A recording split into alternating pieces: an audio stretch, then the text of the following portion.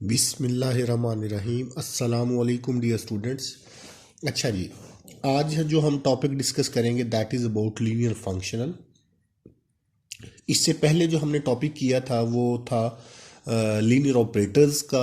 Linear operators में हमने क्या क्या चीज़ें पढ़ी थी वो मैं थोड़ा सा सरसरी सा आपको रिव्यू करवा देता हूँ कि कोई भी operator linear x from y, x और वाई दो नॉर्म स्पेसिस हैं। T is a linear operator from x to y if t satisfies this one. T of alpha x plus beta y is equal to alpha t x plus beta t y. अच्छा, linear operators में उसके बाद हमने फिर linear operators में bounded and continuous linear operators पढ़े, कुछ linear operators की डेफिनेशंस। अच्छा, बाउंडेड और कॉन्टिन्यूस के बाद जो बाउंडेड और कॉन्टिन्यूस में रिलेशन था कि T is bounded if and only if T is continuous. Bounded जो तो होता है ऑपरेटर हमारा वो कॉन्टिन्यूस होता है और कॉन्टिन्यूस ऑपरेटर जो है वो बाउंडेड लीनियर ऑपरेटर होता है। अच्छा उसके बाद उसी तरह जो इंजेक्टिव, बाइजेक्टिव और सरजेक्टिव ऑपरेटर्स थे वो हमने डिस्कस किए। और बाइजेक्टिव ऑपरेटर्स में हमने देखा कि जब ऑपरेटर आपका बाइजेक्टिव हो तो आपका इनवर्स भी एग्जिस्ट करता है। आपका क्या एग्जिस्ट करता है? इनवर्स भी एग्जिस्ट करता है। अगर t from x to y है तो t inverse will be from Y to x, और उसकी प्रॉपर्टीज हमने कुछ देखी। उसके बाद हमने कंपोजिट ऑपरेटर भी देखा कि अगर आपके पास एस कोई ऑपरेटर है, सॉरी टी कोई ऑपरेटर है फ्रॉम एक्स टू वाई और एस कोई ऑपरेटर है फ्रॉम वाई टू जी, तो S T will be operator from x to Z. तो कंपोजिट ऑपरेटर के बाद जो था कि हमने जो बाउंडेड लीनियर ऑपरेटर था उस पर भी नॉर्म डिफाइन किया। उस पर नॉर्म किस वे में डिफाइन किया कि norm of t is equal to supremum of x norm is not equal to 0 where x belongs to norm space y, tx norm over x norm। ये बाउंडेड लीनियर ऑपरेटर के ऊपर norm define किया।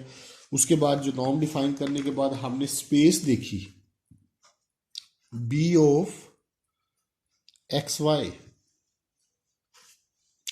It is the space of all bounded linear operators from x to Y.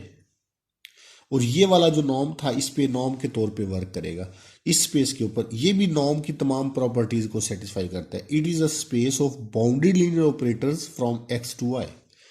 तो ये सारी चीजें हमने पढ़ी अबाउट लीनियर ऑपरेटर्स के बारे में।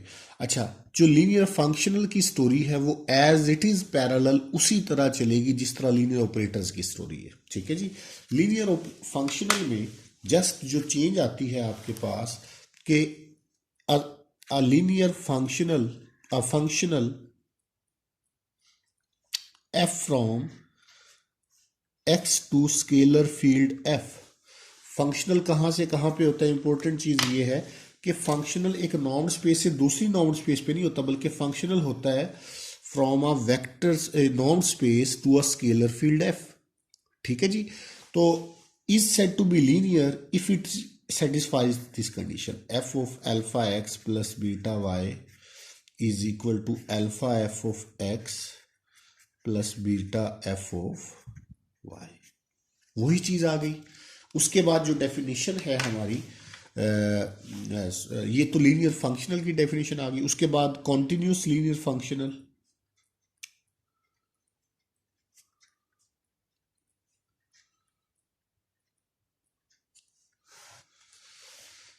क्या है हमारे पास कि a functional f from x to f is said to be continuous if for all epsilon there exists delta such that x minus x naught norm is less than delta implies f of x minus f of x naught। अब norm नहीं आएगा हमारे पास, we will apply mod is less than epsilon because it is a scalar one, it is a scalar quantity, the mod will work। ठीक है, तो scalar quantity जहां जहां पे f अप्लाई हो जाएगा तो आपके पास, क्योंकि f अप्लाई होने के बाद you will get a scalar, तो वहां पे जो आपने कॉन्टिन्यूटी की डेफिनेशन पढ़ी है वो आपकी वही डेफिनेशन होगी, सिर्फ यहाँ पे नॉर्म की जगह मॉड रिप्लेस हो जाएगा। ठीक है, सेम आपके पास बाउंडेड लीनियर फंक्शनल की डेफिनेशन है, वो क्या है जी? Bounded linear functional, bounded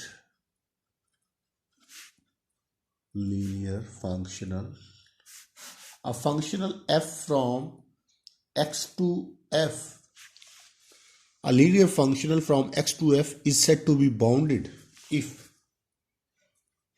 f of x mod is less equal to k into x norm। और जो आपने थ्योरम प्रूव किया था f is continuous linear operator में कॉन्टिन्यूटी और बाउंडेडनेस का, इफ एंड ओनली इफ के साथ, वही थ्योरम यहां पे काम करेगा, सेम वही उन्हीं लाइंस पे। ठीक है, कि a functional is said to be continuous if and only if it is bounded, वही वाला थ्योरम एज इट इज आपका यहां पे काम कर जाएगा। ठीक है, अच्छा, इसी तरह जैसे हमने वहां पे टी पे नॉर्म डिफाइन किया था, इसी तरह हम यहां पे एफ पे नॉर्म डिफाइन करेंगे। It is equal to supremum of x belongs to n and x norm is not equal to 0, f of x mod over x norm। और जो वहां पे आपने रिजल्ट फाइंड किया था कि t of x norm is less equal to t norm into x norm, something like this, तो यहां पे भी एज इट इज वही चीज आएगी कि f of x mod is less equal to f norm into x norm। ठीक है जी, कि f of x mod is less equal to f norm, ये बाज दफा आप रिलेशन यूज भी करते हैं।